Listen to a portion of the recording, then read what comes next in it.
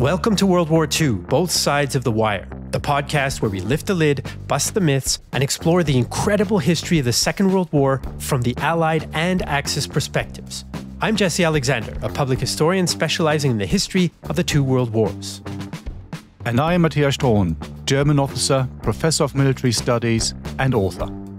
In today's episode, we're going to lift the lid on a mostly forgotten campaign, the Allied conquest of Western Germany. Popular history focuses on Normandy, Arnhem, and the Bulge, but rarely on the last set-piece battles of the Western Front. And we are going to do just that in this podcast. Hi Jesse, good to be back, good to see you and to hear you. As I've just said, today we are looking at a campaign that no one really looks at, no one really studies. I wouldn't say it's been written out of history, but it's not really one of these ones that everyone knows about, everyone looks at, and everyone studies. And I think, and I hope you agree, that's actually why we do this episode, that is a mistake. Because interesting things happen here. There is a lot of fighting. And let's not forget, the last year of the war, generally speaking, causes more death and more destruction than the entire remainder of the rest of the war before that. And that also includes this bit here. So just brushing over this, what some people would call an episode, is really not doing it justice. And we should drill in and scratch the surface and go in there and really get to the bottom of things. So let's have a look at it.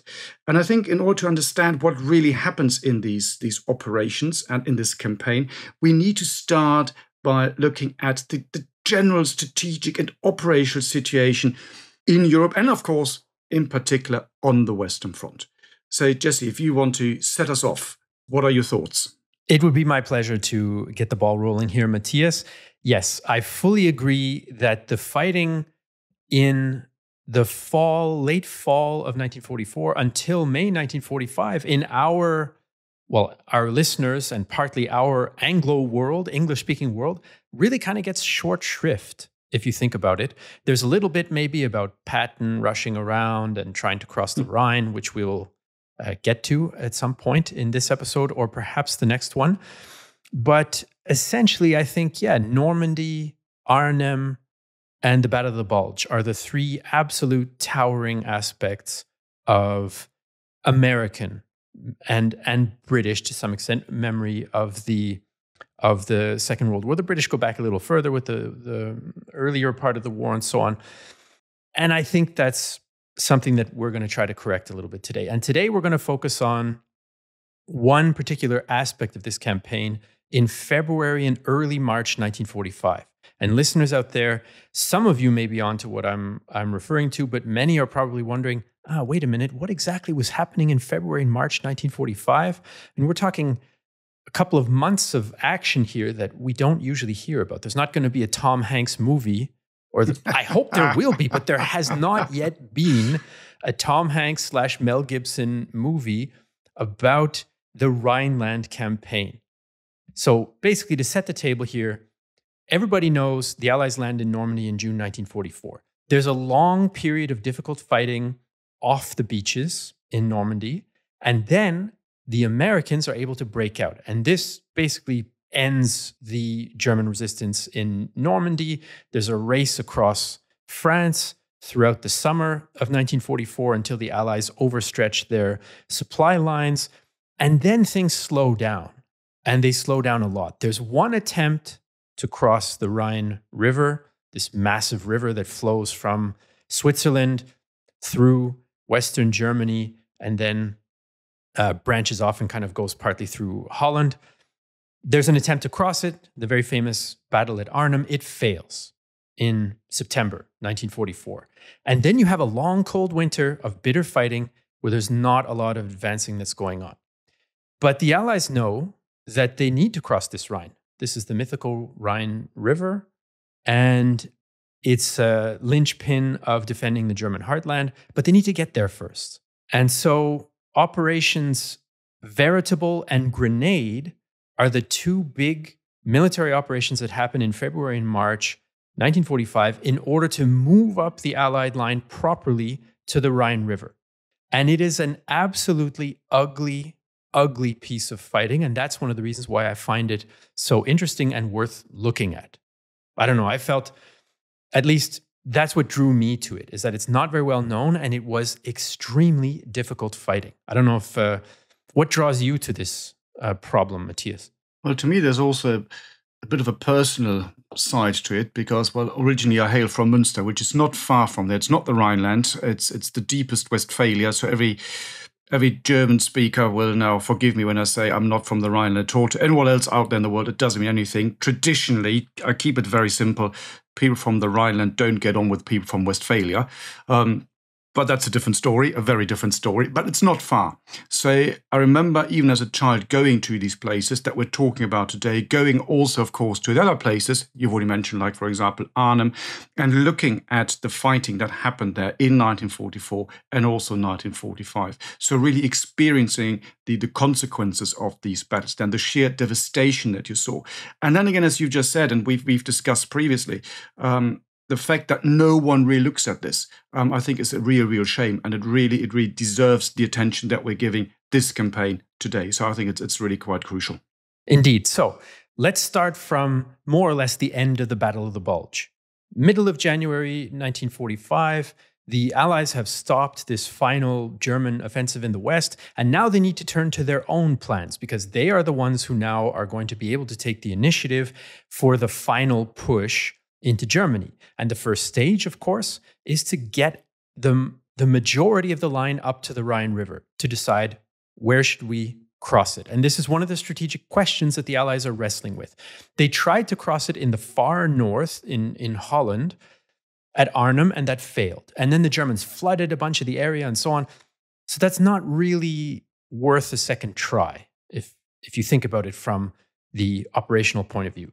Then you could say, well, maybe we'll try and cross it somewhere along the French-German border near Switzerland. Well, yeah, the Rhine River is down there. You have a French army down there as well, which could help the Americans. But the problem is on the eastern bank of the Rhine River, in that central area, it's quite hilly.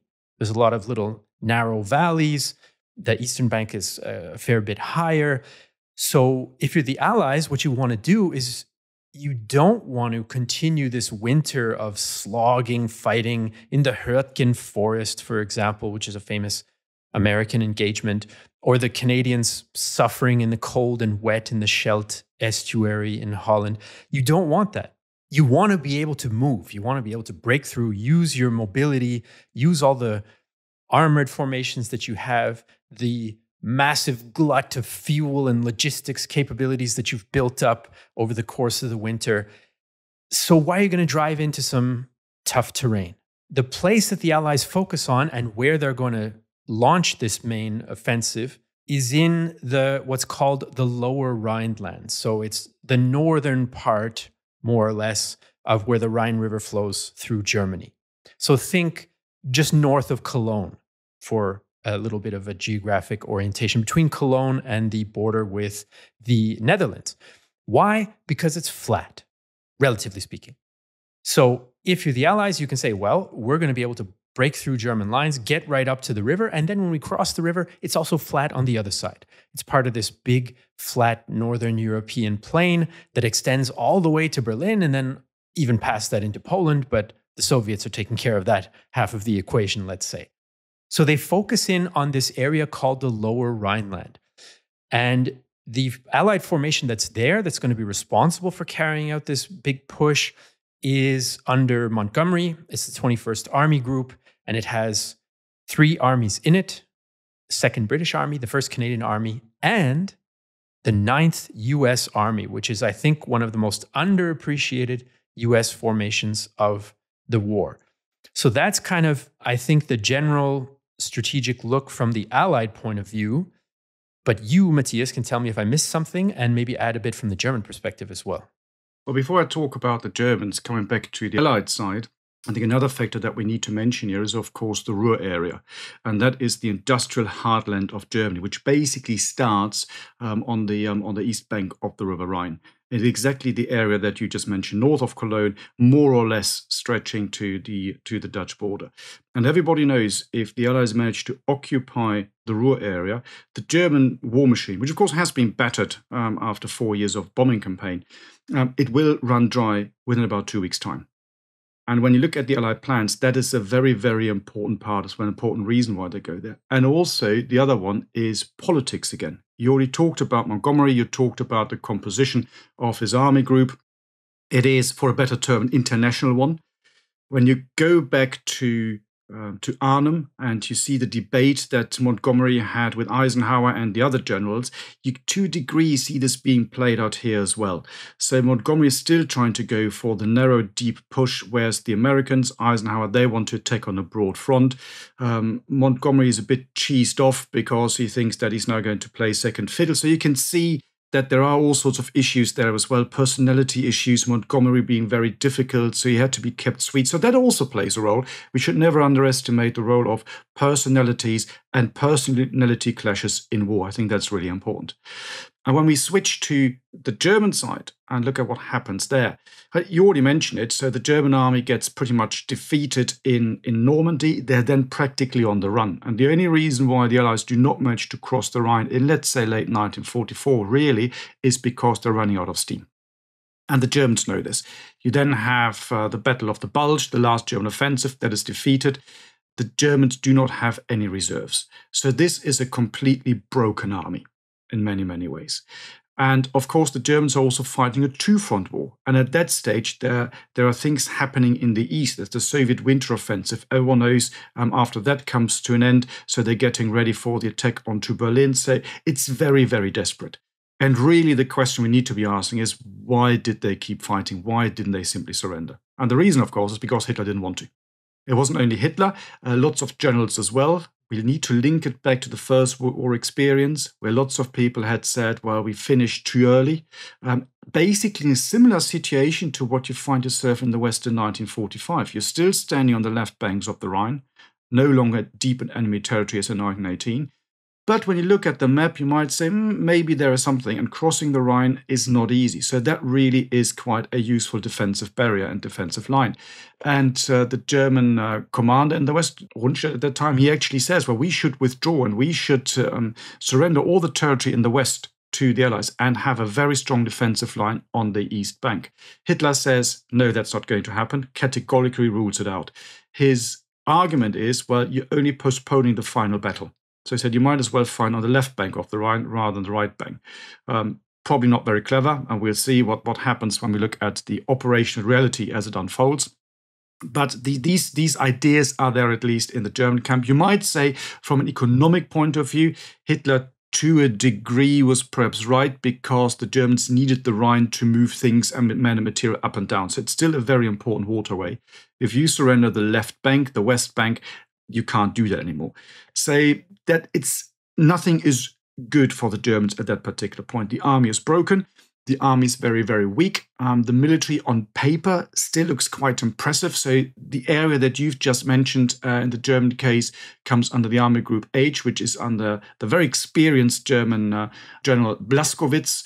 And the troops that are fighting and bearing the brunt of the fighting are the troops from the 1st paratrooper army, so Fallschirmjäger army. Let's use the German words because they simply sound better, don't they? Well, Fallschirmjäger sounds so much better than paratrooper, let's face it. So there we go. So it's the Fallschirmjäger. And that in itself sounds impressive because of the nimbus, the ideas that come with the Fallschirmjäger as an elite force. Well, actually, when you look at the troops here in 1945, they are weak, they are beaten. Most of the units had gone through the mill several times beforehand. Some of these divisions, and again, we'll encounter them in more detail later on, had actually just been formed shortly before the battle starts. So there really is no good option. The only good option that they have, if they want to fight or have to fight on the west bank of the river, is the terrain. You already talked about the terrain. Once you get across the River Rhine, it's flat, open territory and country. It's no surprise that during the Cold War, even today, most armored formations are in this North German plain. Just look at the British Army of the Rhine. The tank division was stationed in this area. It makes sense because this is tank country. It's a bit different on the west bank of the Rhine. It's slightly more hilly, and also you've got a number of rivers running parallel, more or less parallel to the River Rhine. And the Germans can use these. You already mentioned it, the flooding. That plays a very, very important role. So you really have the Niers River, which runs, roughly speaking, in our area, from Goch all the way down to Mönchengladbach. You then have the Meuse River, which is more or less where the armies meet at that particular time. So that's going east to west. And of course, in the very east, of course, you also then have the Rhine itself. So they can use these defensive lines, but they all know that they are fighting a losing battle. Yeah, that's no surprise, really, I think, to anybody outside of the Führerbunker and probably, a few tens of thousands of fanatics. But nonetheless, this battle is going to happen. What's interesting to me, anyway, one of the things that I find interesting about this particular battle is it becomes quite an intense engagement despite the weakness of the Germans. And this is one of the questions we're going to get into once we get into how the campaign sort of unfolds. But the Germans, in theory, they do have some defenses constructed. Now, a lot of that is ad hoc, let's say. They spend the months that they have when the Allies are trying to rebuild their supply lines, repair ports, channel ports to be able to bring all the ammunition and supplies they need to launch an offensive in early 1945. The Germans spend that time conscripting quite a bit of civilian forced labor, often Dutch, in this area, just rounding up people in Dutch towns by the tens of thousands and forcing them to work. And so they build a series of defensive lines that are partially anchored on a larger defensive line called the Westwall in German and the Siegfried Line in English. But this is all a rush job. They do also anchor some of their defenses on a very large forest in this area called the Reichswald, sometimes called Reichswald in English. If you've heard of it or been to this part of Germany to visit the Commonwealth War Graves cemeteries. It's like a German type of cake when you say it like that. Yes, like a Black Forest gutter or something like this. Sure. Yeah. Just trying to lend a hand to our non-German speaking listeners. So the Germans do have some defenses there, but it's not what they would want them to be. In fact, one German general, I think Straube was his name, he basically calls it not a wall, but an idea.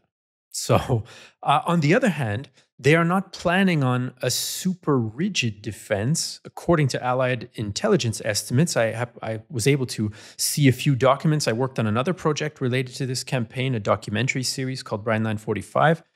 It's more of a defensive net in the Allied intel officers' words rather than a line. So you have these small areas that are almost designed for all-round defense. There are a lot of anti-tank ditches. And the Allied assumption was that the Germans are attempting to create these for defending to the bitter end and not necessarily counting on an organized withdrawal. Be that as it may, the Allies still hope that they're going to break through relatively quickly. And I think I forgot to mention this earlier. They want to capture a bridge or two. Now, there are several intact bridges in this area. For example, there's a big railway bridge near Wesel. There's another one at Neuss, a couple of small towns on the Rhine River. And there are these bridges. And the idea is we're gonna smash through. We're gonna grab the bridges. Doesn't quite work out that way.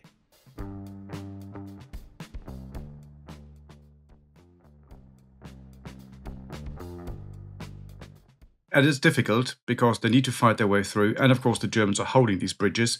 And the moment the Allies get close to the bridges, it's, in inverted commas, relatively easy for the Germans to blow them up once you've moved all your troops from the west bank of the Rhine to the east bank of the Rhine. It's not that easy. That's why I said inverted commas. And we'll hear more about this later on. Coming back to the German defensive system, the German defensive outline, yes, they do have the Westwall, the Siegfried Line, that is there. But as you say, at that stage, it's more of an idea. They've got fortifications. They were built in the 1930s, the early stage of the war. Then they didn't need them anymore because France is defeated. Most of the weapons that had been stationed in there had been moved, for example, to the Atlantic Wall. So it's quite toothless, that defensive position. And of course, the other thing is it's the troop numbers. They simply do not have the troop numbers. You mentioned Allied intelligence. One intelligence report from the Americans says that the defensive positions were actually very well constructed. However, they didn't have enough manpower to defend the entire defensive system. As a consequence, as you've already said, they then the Germans concentrate on defending these strong points, which you might also say is a very typical thing at that stage in the war, because you no longer really hold long front lines. This is not the First World War. So it's a combination of things. But of course, what you need in order to be able to fight such a defensive battle, a defense in depth, is manpower, because you're still going to lose men. And you also need other equipment. You need supporting weapons. You need anti-air. You need artillery. And all this is in very short supply on the German side. So again, it's even though to a degree, you might say, yes, there are some strengths, but they do know that really, do we stand a chance? Not quite sure. On the other hand, what is really, really important, coming back to this point as to why are they still fighting? Why are they not surrendering? I think one of the main reasons here, in addition to all the other ones you always find when you talk about why do armies continue to fight, it's because they're fighting for the buddy next to them. It's not for big ideas anymore. All these things. They're fighting for the home front, their families. That, by the way, at that stage, die in Allied air raids, so it's quite easy for the propaganda to turn around and say the Anglo-American troops are just as bad as the Soviet troops, because look at what they're doing to the civilians. So you can see the propaganda spin here. That's important. And of course, the last point, which I think is really important, is these guys are now fighting on German soil. They're no longer fighting for some sort of great idea of a greater Germany or Nazism or whatever it might be in France or wherever.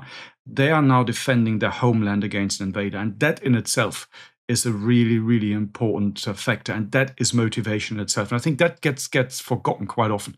Yeah, I think I also find that fascinating. And we looked into it a little bit for this previous project I mentioned.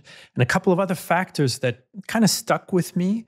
One is the role of the different kinds of German military police and Feldpolizei. And towards the end of the war, they become more ruthless, and normal military discipline kind of goes by the wayside, and you get summary executions more often. It was much worse on the Eastern Front than it was on the Western Front, but nonetheless, I think a certain amount of coercion is involved.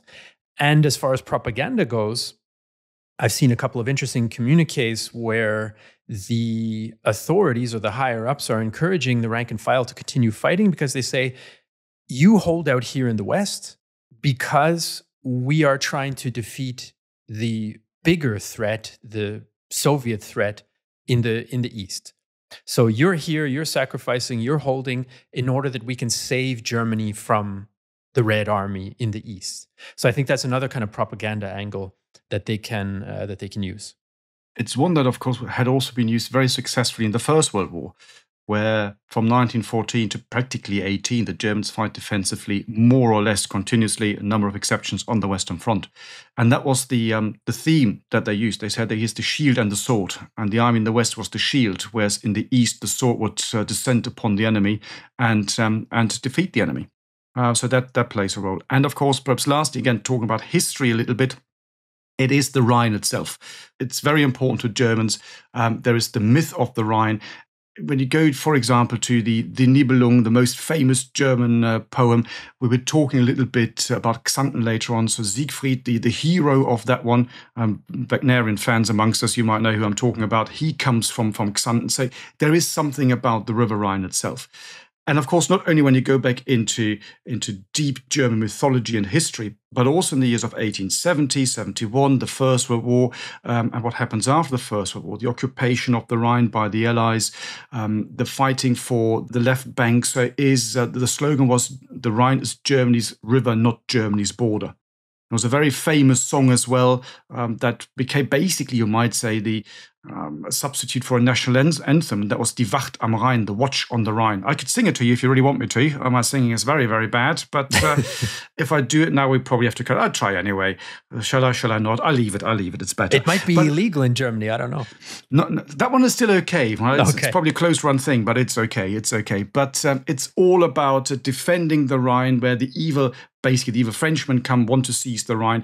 And of course, when you go back in history, constantly you have the struggle between Germany and mainly, of course, France, who controls and holds the Rhine. You go up and down the Rhine River on a river cruise, and you see all these destroyed medieval castles. Most of them had been destroyed by the French in the 17th century, including the most famous one, perhaps Heidelberg, the castle, the palace, absolutely beautiful if you haven't been there. It doesn't get more picture book German than Heidelberg, blown up by the French at that particular time. So it's a constant struggle. This idea of the Rhine really being part of Germany, this is the borderland that have been fought over and fought for centuries, again, plays a very, very important role.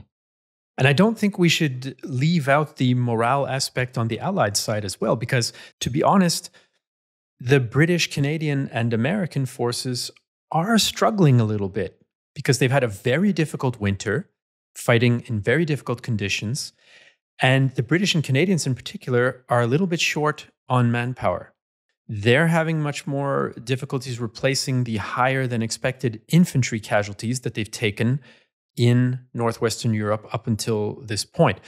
And to now inject my little personal connection to this campaign, my grandfather served in this campaign as well. In the 3rd Canadian Infantry Division, he was a driver mechanic in a little universal carrier with a Bren machine gun team.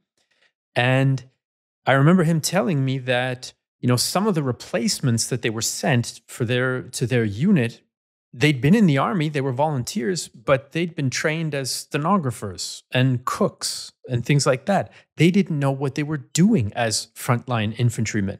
And the reason why the Canadians and Brits had to do this, of course, is because they weren't able to recruit enough people. And in Canada, there was the problem of sending conscripts to fight in Europe, which was a huge debate, which we don't have time for today, similar to the First World War. So he said, basically, they were going to get themselves killed, and we had to spend a lot of our time trying to help them. So in general, the Allies are not at the peak of their morale either. It was a very, very grinding winter campaign. Nonetheless, to move us forward here, Operation Veritable and Operation Grenade are the two kind of combined, it's like a 1-2 punch, where in Veritable, the Canadians and British are going to move along the Rhine towards the towns with these bridges. And the Americans are going to cross a smaller river. You mentioned there are quite a few of them west of the Rhine, a smaller river called the Ruhr River, not to be confused with the Ruhr industrial area. Sounds similar, two different things. And that's Operation Grenade. So you have the Anglo-Canadians coming from the north and the Americans kind of coming a little bit from the south. The British and Canadian Operation Veritable starts on February 8th, 1945. And it starts off with a huge bang. It's the heaviest frontline aerial bombing since D-Day. Or I don't want to make a little mistake here. Since the Normandy campaign, let's put it that way. They plaster a bunch of towns in this area in order to try to facilitate this breakthrough to seize a bridge, right? You don't want to give the Germans time to defend. Small towns like Kleve or another small town like Wesel, they get absolutely flattened. And it's very controversial because it turns out that this didn't really help the Allied operations very much at all, but it did kill a fair number of civilians. There's this conversation, before I turn it over to you, because I know this is in a particular area of interest for you, Matthias. There's this conversation between the commander of the 1st Canadian Army, who's leading this operation with British troops under him. Crerar was his name. And he's asking a British Corps commander, Horrocks, what do you want me to do with the air power that we have at our disposal? There's this town, Kleve. It's in your area. You've got to capture it. Do you want me to, quote, take it out? And Horrocks is caught because he wrote later, I know that this is kind of signing the death warrant for quite a few people, but I couldn't take the risk that more of my soldiers would be killed if we didn't do it. And so he goes ahead, Horrocks does, and he agrees to this bombing of Kleve in this particular case. And he wrote afterwards, I have a very brief quote from him about his decision to accept this offer from Crerar. So I said yes, the most terrific decision I had ever to take in my life. And I can assure you that I felt almost physically sick when, on the night before the attack, I saw bombers flying overhead on their deadly mission. It's an interesting little insight into the decision-making process and the psychological part of that process as well. Of course, he did say yes, and the bombing went ahead. Yeah, absolutely. I mean, this is not an easy call, is it? We talked about the bombing of the Abbey at Monte Cassino in a different episode. So it's these things will probably, well, hopefully come back to haunt people in some ways, because, well, this is not an easy decision to make. It's also interesting when you look at the reception in Germany even today. Up to a few years ago, where this was just accepted, it wasn't even talked about because that was just part of a war that Germany had started. And it is interesting that this has changed a little bit now. There is now a slightly more open debate about the bombing of Germany, the destruction of German cities, the killing of German civilians. If we stay in this area, slightly further south to the area that we are looking at today, a place called Jülich was also bombed by the Allies completely flattened. And I went there to a conference about 2 years ago, and I talked about the Allied bombing and the Allied advance. And 80% of the questions that after the talk came from the audience were about the bombing and relating to questions about war crimes and similar things. So it's interesting how this whole debate is also shifting and changing a little bit. When you look at what happens, you can at least understand why people ask these questions, even though, yes, we need to understand Germany started the war, and so it's basically it just came back to them. But when you look at Wesel, the example that you've already given here, was the mistake, was not mistake? Well, first of all, it's a very, very important logistical hub. It's on the east bank of the river.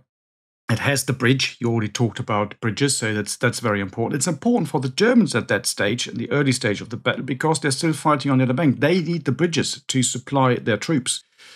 You also have the supply line not only going over the Rhine, it goes all the way back to my hometown of Münster, and then basically it goes into the Ruhr area. So you can see how important that really is. It's an old fortress town. It's an old Prussian fortress town, so it can be quite well defended if you have the troops. So there are military reasons for this. But when you then look at what happens, you might say, let's use the term that the British then used in 1945, the Americans, that Germany's been overbombed, and that's probably the perfect example, because that city or town in that stage gets bombed on the 16th, the outskirts and the villages around the 17th, and the 18th and 19th of February. So very, very heavy bombing, and 97% of the town are completely destroyed and flattened. So when you go there today, nothing is left from before 1945. It's all completely gone. And then I'm jumping ahead a little bit. When you then go into the next operation, the actual crossing of the Rhine, you have another 3,000 artillery pieces opening fire onto the rubble that is there. Nothing else is there. The bombing kills about 600 civilians. Most of the people had been evacuated by the Germans. There's still a few left. And also, I want to say irony, but that's the wrong word here. Perhaps the nasty truth here is that a lot of these are actually forced foreign laborers. You already talked about these troops or these individuals that have been brought in to build the defensive works, and lots of these get killed because they're also not entitled to go into the shelter. These are for Germans only. At that stage, most civilians have been evacuated for the German military. You leave them out there in the open. If they die, well, the idea is, well, it's not our fault. Well, it's their own people killing them, so why should we bother? Also pretty nasty when you think about this. So the whole thing is pretty awful. Does it achieve its aim?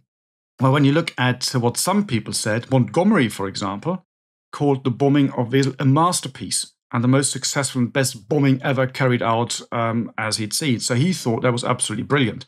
Was it really necessary? Was it productive, or was it perhaps counterproductive? I personally would say it probably more counterproductive, not least also because you destroy the entire infrastructure that you want to use for yourself, for your own troops. A common theme when it comes to carpet bombing, that you actually do more harm for the later stages for your own troops than you inflict harm on the defenders in the first place. So probably with the benefit of hindsight, perhaps not particularly useful. Of course, well, you can't really blame people at that stage. As you say, well, we're now in 1945, hundreds of millions of casualties. The armies, the Allies are running out of manpower as well. Morale issues. No one wants to be the last person to die in a war. you can see the war's getting there, it's coming to an end. So why not use the assets that you have? And that includes air. And by that stage, the gloves are off, aren't they? So it's a very logical decision. You can't blame people for it. When you look at the consequences, perhaps a slightly different matter.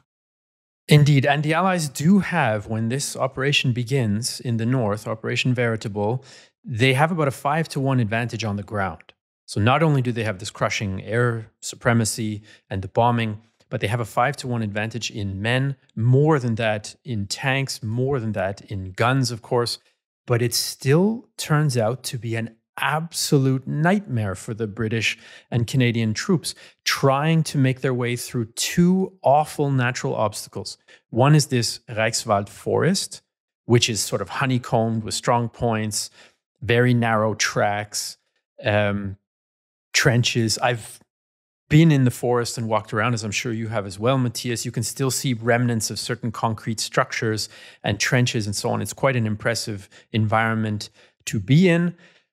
And on the very left of the Allied flank, you have the Canadians advancing in that sector along the Rhine River, which is flooding because a few days before the operation begins, the temperature rises and there's a thaw, a winter thaw. So this turns all the ground soft, which is a problem if you're trying to go quickly and capture bridges fast and everything is mud. And it floods all the villages along the river. So my grandfather's division, from the fighting in Holland, they already had the nickname the Water Rats because they were in the dikes and polders and all the waterlogged, flooded areas in Holland in the fall of 1944. And now they find themselves again on these amphibious buffalo vehicles, as they were called, just sort of trying to clear the Germans from these islands now, as these little villages became, in the midst of all the flooding. So things do not go according to plan. There's this grinding, very painstaking advance into the forest and through these flooded areas, lots of minefields. The Germans also use partly wooden personnel mines, which makes them harder to detect if they're in the ground. They put the mines in checkerboard patterns. So some of them are, you can see, and then if you step next to it to avoid it, well, there's an invisible buried one there. So all sorts of little tricks to slow the Allied advance. And then Horrocks, the commander of the 30th British Corps, who's kind of leading the charge here in the opening stage of the battle, he makes a mistake. And he decides, well, I need to accelerate the pace of things here. And he gets some wrong information. He gets some information that the Scottish units are doing well and we should reinforce that success. So he sends in an entire division, the 43rd Wessex Division, into the forest thinking, aha, now the way is clear, but it wasn't. So this creates a massive traffic jam, total confusion on the Allied side, and slows them down even further. So things don't get off on a great foot. Exactly. So they're running into all sorts of problems right from the start, and you've explained them all. And from the German point of view, there is another thing that's also very, very important, because when you look at the bigger picture stuff and you lift it up to the higher operational level, and you already talked about it, the Allies are looking at two operations they want to launch simultaneously. And that is Veritable up in the north, you mentioned that, and of course Operation Grenade. We'll talk in more detail about this later. But for all sorts of reasons, mainly because the Germans flood these areas as well in the south, the Americans can't launch the operation simultaneously with the Brits. They were supposed to launch it one day after the British. The Germans know this because they have flooded the area. They know that this is not passable for troops. So that gives them some breathing space, and they can move some of the reserves that they had on their southern flank, on the west bank of the Rhine, up to the north to face the Canadian and British troops. And once you put these troops into the forest, as you just explained, that of course makes it even worse. Because whenever you fight in a forest, it's a horrible fighting, it's a horrible war. You have mass casualties, they can't be avoided. And the Germans are at that stage still willing to throw men and material, what they have left, at that, let's call it a problem, and inflict casualties on the Allies. Suffering casualties themselves, but we talked about morale, they're willing to take them here. Has an impact later for the second stage, we look at in more detail later on. because they're running out of their reserves. They're burning through their reserves here in the northern part, in the Reichswald, but it doesn't really help the Canadians and the British that need to fight their way through here. So it's really a pretty nasty experience for them. And you mentioned the Hürtgen Forest earlier. Say what the Hürtgen Forest is for the Americans. In many respects, the Reichswald is for the Canadians and for the British. So it's the same type of fighting, the same climate. You mentioned the thaw. You mentioned it's frozen to begin with. So the conditions aren't great, and then you run into and encounter these Germans in their prepared defensive positions in the forest. And when you look at some of the accounts that you get from both sides, and not having fought in forest, but having done the training to do it, sometimes, I know what they're talking about, because sometimes you only see the enemy when the enemy is 2 or 3 or 4 meters away from you. And that is quite often too late, particularly if the enemy is then in a very well-prepared defensive position. You can guess what the consequences of that are. So it's not an easy way to fight your way through this. No question. So what happens is this slog continues for several weeks, right? As you pointed out, the Americans can't start their Operation Grenade. So this leaves the Germans free to defend as well as they can against the British and the Canadians. Initially, the Americans were supposed to capture the dams, the area next to the dams, the access points to the dams, a little further south, in order to stop the Germans from opening up the dam gates and flooding this river that the Americans, this smaller river that the Americans have to cross. But the Americans were quite slow. They only capture them on the day that the offensive is supposed to begin, and the Germans are able to initiate the flooding anyway, which delays the American side of this combined operation. So the Canadians and British are on their own for the first 2-ish weeks until February 23rd. And that slog continues. There's small town after small town, farming village after farming village, muddy field after muddy field, small forest after small forest. You get the idea. We're not going to go through each and every one, but it's a nightmare. It's a tactical grinding set piece type of thing. One of the low points, I guess you could say, especially from a Canadian point of view, comes in very, very early March. So by then, the Americans have actually crossed and are starting to operate in Grenade, but the Germans are still trying to prevent the Canadians and British from reaching important towns like Xanten or the bridge at Wesel. And there's a forest there, small forest, another one called the Hochwald, the high forest. It's not actually that high, but compared to the low-lying fields around it, it is the position in that area.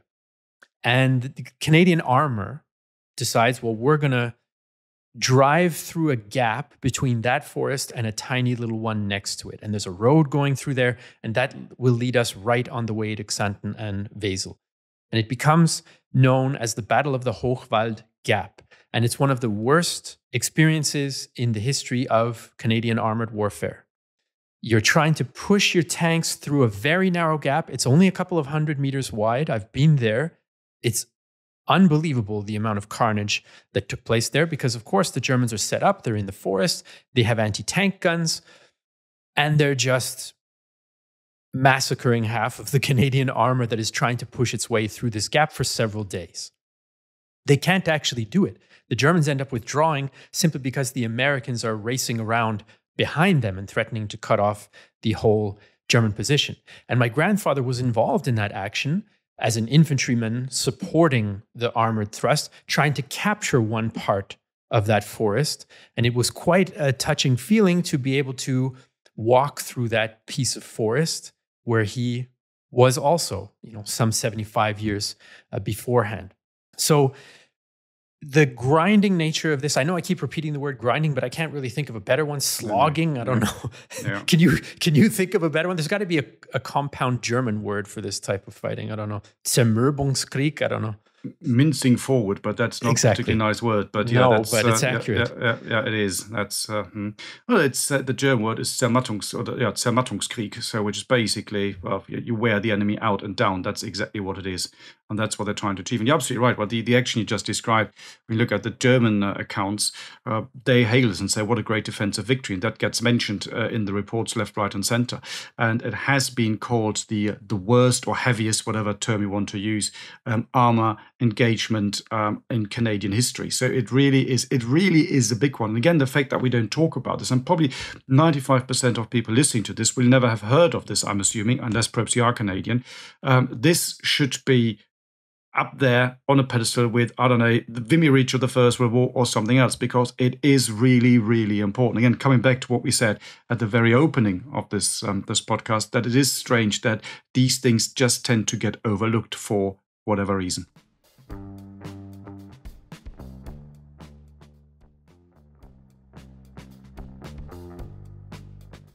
So to bring us up to the Rhine River, just as the British, Canadians, and Americans are working their way to the Rhine River, I want to say a word about the Americans, because we've been focusing so far mostly on the Brits and the Canadians for good reason. They were doing the fighting here until February 23rd on their own.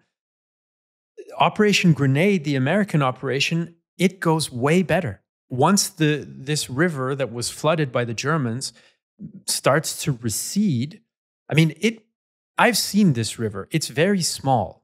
I was there. It was maybe 3, 4, 5 meters wide. So maybe 15 feet wide maximum. At one point, because of this flooding, there were sections of it that were up to 900 meters wide. Not deep, but you can't cross that very easily, especially when it's defended. But once the Americans are able to get across, once that water recedes a little bit, there's nothing left pretty much on the German side. What they had, as you mentioned, was transferred up to slow down the Brits and Canadians. It's almost like Normandy in a sense, where you have the Brits and Canadians slogging it out against German armor and the Americans swinging around the side into a more open position behind the German lines once they break through. So the Americans are the ones who really threaten the German position and force the Germans back. The Americans and Brits eventually meet up on the 3rd of March while the Canadians are dying in that horrible Forest Gap battle. And the Germans, by March 10th, withdraw across the river, blow the bridges. And despite the quick American advance, we, always as a historically minded person, got to be careful about that sort of thing. The Allies are not able to capture any intact bridge as a part of this operation. Of course, you may have heard of the very famous bridge that gets captured by the Americans at Remagen, but that's not part of this operation. That's not planned at all. And that's one of the ironies, I think, is that the capture of the bridge at Remagen by the Americans further south is, somewhat known, but it wasn't even supposed to happen. This was supposed to be the big Rhine crossing and capturing of the bridges, and it doesn't work out. So the Americans have, in inverted commas, the easier advance once they actually get going, for the reasons we discussed, because the Brits managed to force the Germans to move troops up to the north. It's still not a walkover and a walkthrough. When you read the accounts, once they've broken through, both on the German side and the Allied side, looking at the reports, it is reasonably obvious that, yes, the Germans are perhaps a bit more willing to surrender. Now, however, there is still some heavy fighting. So, for example, on the night of the 1st to the 2nd of March 1945, the Germans actually launched a local counterattack at a place called Schiefbahn, probably these days most famous for the motorway exit on the way to Belgium, or when you drive from Germany to the UK. But there is one there, and the troops that they use there are not just any troops, but they use the remaining 20 tanks of the German Panzerlehr Division. Now, the Panzerlehr Division in itself, that's, at least in theory, a very formidable force, because it's called the training division. That's what Panzerlehr means, the tank training division. That does not mean that all the people there are half-trained tank commanders. But what the Germans did was that they got all the most experienced tank commanders, mainly from the Eastern Front, put them together in this one division and then used it, which, of course, has all sorts of consequences. At the tactical level, you do not want to be hit by that particular division. At the more operation strategic level, a very foolish idea, because, well, these people are going to die at some stage, and then you've lost all the experienced tank commanders. But here, the last remaining 20 are still very good, and they're supported by about 150 grenadiers, and they know their business. They know what they're doing. So launch this counterattack into this place called Schiefbahn, and very heavy fighting during the night in built-up terrain. Both scenarios the Germans were not very good at, because they weren't really trained in either of them. They kill about 100 US soldiers of the 2nd US tank divisions. They destroy 22 tanks and armored vehicles. 28 Germans die, including, and also 7 German civilians. However, they then realize they can't really hold the position. They abandon the attack and they withdraw. So you can see, here's a very small example of the bigger picture stuff. The Germans still putting up a fight and resistance, even having local counterattacks as per their doctrine, because that's exactly what you do. As the good old saying says, there are 3 things that are certain in life: death, taxes, and the German counterattack. So here's one. It's a very small one. So this is a local one, but still you get the idea. So they know the importance of this area, so they're trying to really, well, stem the tide, but there's nothing left that they can use here. And so they have to withdraw. The last bridgehead that they hold is in the area of Wesel, which is then said to get eliminated, you might say evacuated, combination of the two. There are still about 10 German divisions on the west bank of the Rhine when they blow the bridges. So about 50,000 Germans are forced to surrender, because they were not allowed to withdraw quickly enough, because Hitler had forbidden this. So you can see again the interference by Hitler. Not very, what's the right word? Clever, efficient, whatever you want to say. But so you've got a small example here of where you still have some very nasty fighting in that area as well. Yes, and if memory serves, a couple of vehicles involved in that German counterattack at Schiefbahn were the fairly rare but beloved in the gaming and museum and tank enthusiast communities, Jagdpanther, right? So a rarer version of a tank killer version of the Panther hull. In any case, by the 10th of March, the Americans and British have moved up to the Rhine. Patton has already crossed at a place called Oppenheim in the south, along with the bridge at Remagen. Even though that's not part of this operation, it's not planned, the Americans do get across, but they're across in this difficult area with all the hills on the other side. So it doesn't make sense for the Allies to put all of their main effort into where those hills are. It's still supposed to be in our area that we're talking about today. And now we can start to get in, I think, to some of the debates surrounding this operation. It's gone for just over a month. It was supposed to be a quick thing where the Allies break through, go over this farmland, get to Wesel, capture the bridge, and the Americans are supposed to capture another bridge just south of there at Neuss and get across. Instead of that happening within a few days, it is 1 month of slogging, brutal fighting, and they don't have a bridge, and they need to stop and reset. Although, and now here we get into our first little critique, I think, of the aftermath. The commander of the US 9th Army, who's under Montgomery, right? His name's Bill Simpson. Very striking figure, really tall, thin guy, totally bald, shaven head. He was on the cover of Life magazine one time. It's quite a striking picture if you want to Google it. In any case, he says, look, we finally broke them. It took us a lot longer than was planned, but we finally broke them. Let's just cross. Let's do it Patton style, basically, and push right across in our area, in the lower Rhineland here, and let's get moving. And Monty says, no, we're going to stop. We're going to regroup, we're going to plan and prepare, and then we're going to cross en masse according to plan. And this, of course, has brought out all the usual critiques of Montgomery, that he's too slow, he's too cautious, he needs everything to be organized, and that the Germans were weak enough that Simpson was right. If they had just pushed, they could have ended the war sooner. I don't know where you land on that side of the debate. I think it's a very valid point. In particular, when you talk about Montgomery, you mentioned the critique and criticism of Montgomery. I think that's also a very fair point. I have to admit, and now we're going to lose at least half of our British audience, that I'm not a fan of Montgomery and his generalship. Blasphemy. Can I say that I think he was quite poor? Do we have to cut that out? I'm not quite sure, because we could probably shut down the podcast after this. But when you look at his performance, I don't think it was as good as people make it. And the one time that he really is daring, of course, well, that's Arnhem, and that goes completely pear-shaped and is not really a success, even though it still is celebrated by the British Army today. So there is that, and I think that's absolutely right. Of course, it is difficult, because just looking at the map, it's very simple to say, well, let's just cross the Rhine. The Rhine is a very big river. The Rhine is not only big, it's extremely fast flowing. And that makes it very, very difficult to cross it. So even though you have the Germans on the run, just trying to establish a bridgehead on the other side without a bridge that you can use in this area is going to be very, very difficult.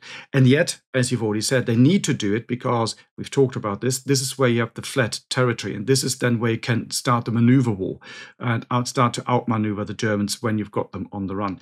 In the area further south, you already mentioned it, the bridge at Remagen, the eastern bank, the eastern side is far hillier. You get into the area of the so-called Siebengebirge, and that's not really tank territory. So yes, you do want to cross there.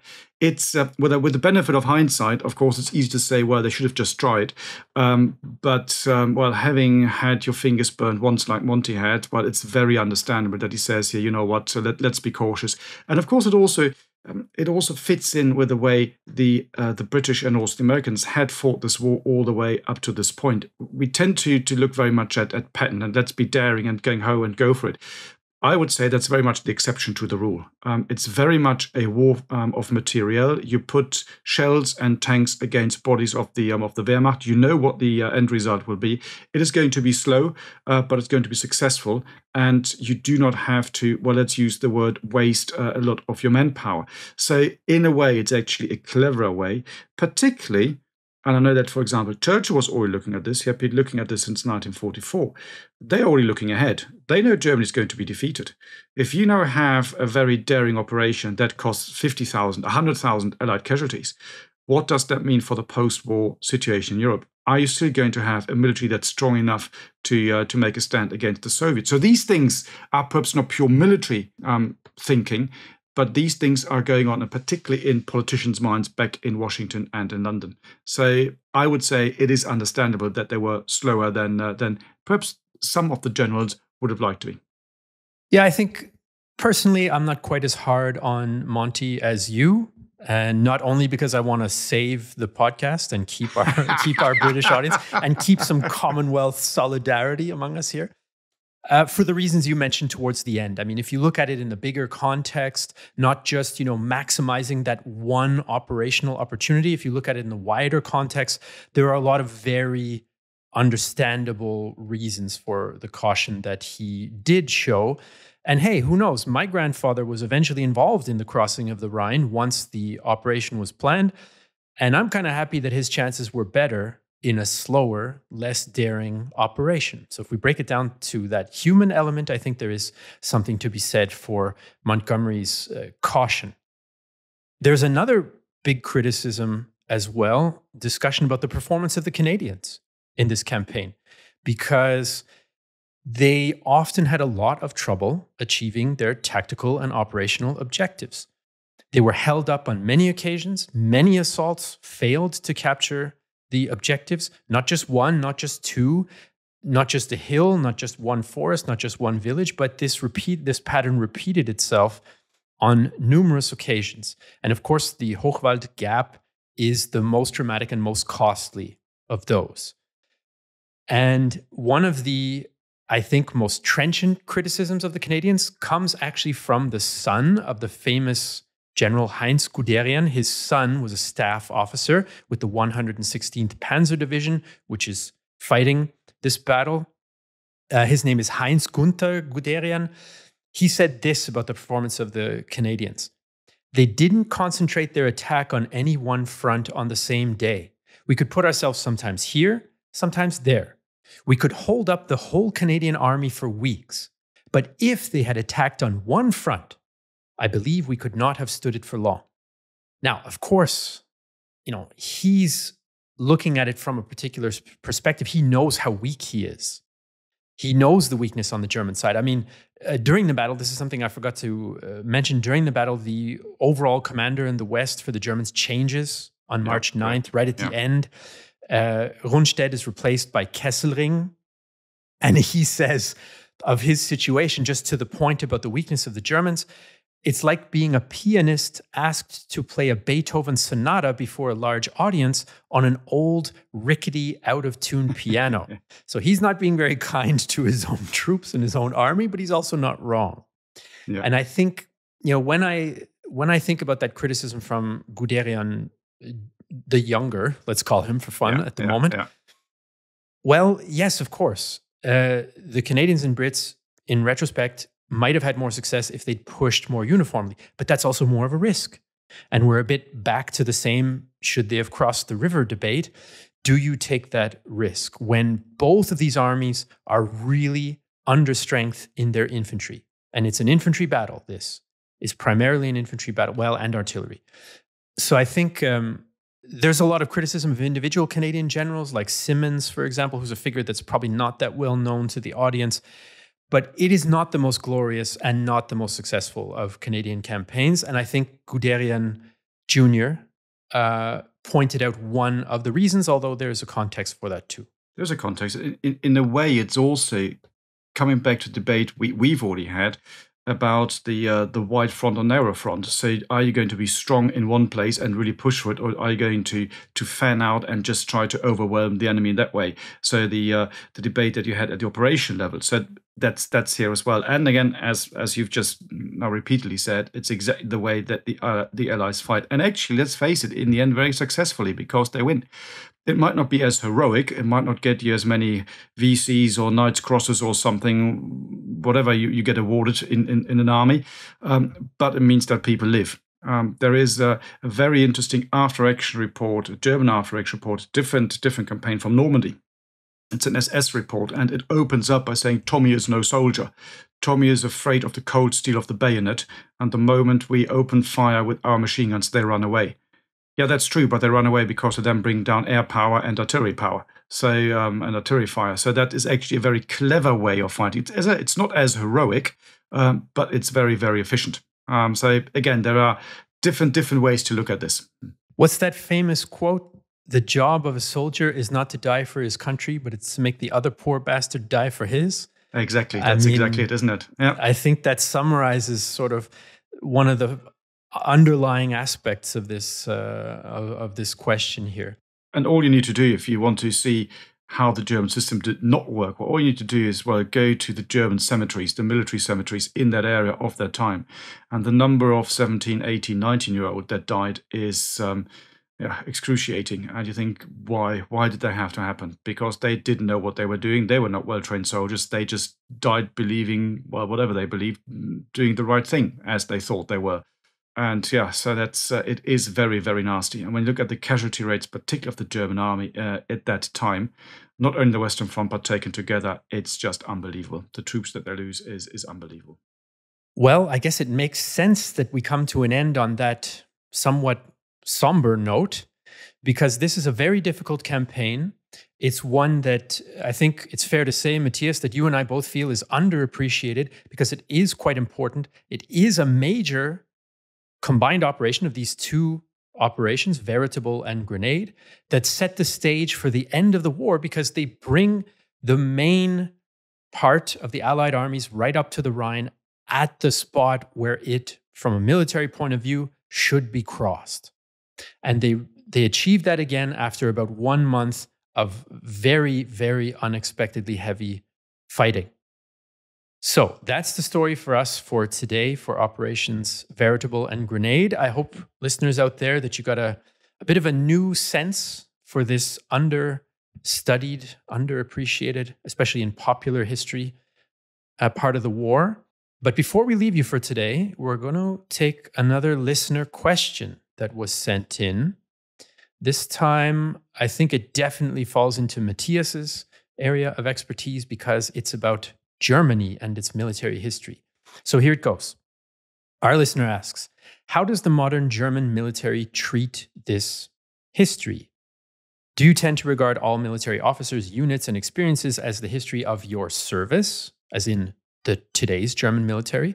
Or is it treated more like the US treats the Confederate States and our Civil War, with some groups honoring all as contemporaries and others taking exception? Are there safeguards in place to identify current soldiers who are maybe too aligned with Nazi beliefs, which is definitely a hot topic in Germany?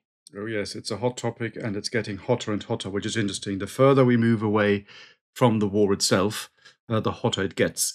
And the answer is relatively straightforward. So the modern German military, the German Bundeswehr, does not have any official traditional links to anything that happened before 1945, with the exception of two episodes, you might say, and that is 1813 to 1815, the wars of liberation against Napoleon. When you ask a German soldier who's not a staff officer, who's got a history degree, no one knows what you're talking about anymore. But it's important to the Germans because that's where conscription came from, and the Prussian army reforms. And the second one is the uprising of the 20th of July, 1944, or the plot rather than the uprising, the attempted coup and killing Hitler, Stauffenberg, who was a colonel in the army. So that is seen as a pillar of tradition. The German military stands on three pillars of tradition. First one, 1813-15. Second one is 1944, the 20th of July plot. And then you have the history of the Bundeswehr itself, which was founded in 1955. Officially, there are no other links. And it's a very hot potato, as you say. The Traditionserlass, as it says, so it's the order on tradition, makes that very, very clear. It does say that you can still remember, probably, or commemorate, is the right word, individuals who fought in those wars, particularly the Second World War, but not if they'd only done something great from a military point of view, but also from a different, and that is mainly fostering, for example, democracy or standing up to Hitler. That's where the 20th of July plot came in. Only a few weeks ago, the army tried to change that, and an order was signed by the assistant chief of the defense staff, in which he said that now that we're looking at potentially, hopefully not, but potentially another big land war in Europe, wouldn't it be a good idea to look at the military legacy of the German army? Because they did know how to fight the Soviets. So we might want to have some links there, not of course to the political line, but to the pure military line. That order was withdrawn after about 2 days, officially by the chief of the defense staff. So it's a very hot potato. And when you talk to people about it in uniform, at least officially, they all move away from this. No one wants to touch this because it's such a hot potato, you can only burn your fingers. The moment you scratch the surface, you get to know people better, they open up a bit more. You can still see that there is some admiration for the military achievements of the German military in World War II. Not, of course, for the political struggles and links to National Socialism, but it's something that is officially and politically not really wanted and fostered. Yeah, and I think there have been, some cases of far-right extremism in the modern, contemporary German military, and it's always something that generates headlines. It's a very, very sensitive topic. There have been a few scandals about it. So there are measures that are taken to try to prevent, and if it occurs, expunge, I guess you could say, these kinds of ideas from the contemporary German military as well. And of course, the German army, they know that is a very sensitive topic, or the German military, I should say. I keep saying army, being an army person myself. The German military knows it's a hot potato, and they're very sensitive when it comes to this. I have never experienced anything like that in my career in the army. I have seen it in pretty much any other army I've served with, apart from the German army. But of course, then other armies can say, we don't really care because that's not part of our history. We can still admire, for example, the Wehrmacht, even the Waffen-SS for their military achievements. We talked about in different podcasts, were they really as good as people think? The Germans can't do that, and they don't want to do that. That's also a very important point. Indeed, the long shadow of history. That is it for us today, folks. Hope you enjoyed that. Hope you learned something new. It's a bit of a less explored topic. Let us know what you think. Leave a review, especially if you're listening on Apple podcast. That helps us grow the podcast quite a bit. So thanks for listening, and we'll see you in the next one. You've been listening to World War II, Both Sides of the Wire, a Battle Guide production. To support the creation of future episodes, consider joining our dedicated supporter community, where you can enjoy exclusive benefits and connect with like-minded individuals.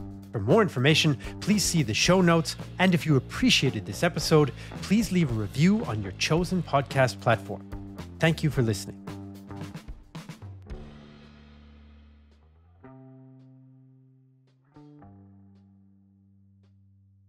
We're looking at 1944 on the Western Front. It really is the period... 1945, perhaps? What did I say? 44. Okay, I'll do it again. Yeah, okay, I'll do it again.